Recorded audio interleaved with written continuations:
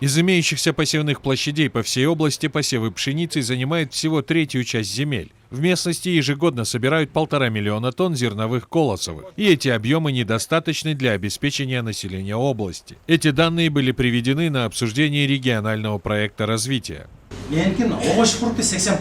Ошская область обеспечивает себя хлебом из своей пшеницы на 29%, картофеля на 70%, овощей на 31%, яблоками на 16%, а сахара своего вообще нет. Это настораживает, и нам надо выделить каждое направление и обратить на это внимание. Между тем, причин для беспокойства нет. Для развития агробизнеса региона до 2027 года Всемирный банк выделил $60 миллионов.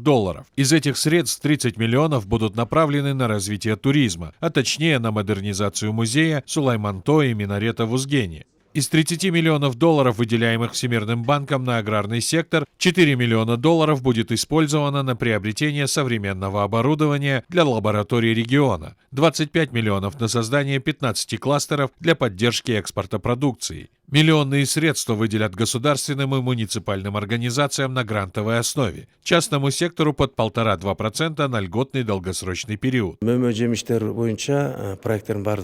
По овощам и фруктам проекты готовы, но особое внимание будет уделено крупным проектам по производству яблок, черешни и абрикоса.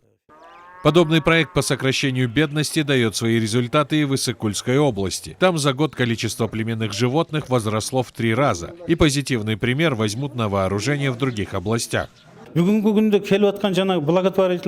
фонды хотят нам помочь. Например, один из них решил построить 2500 квартир, и все эти средства будем направлять в регионы.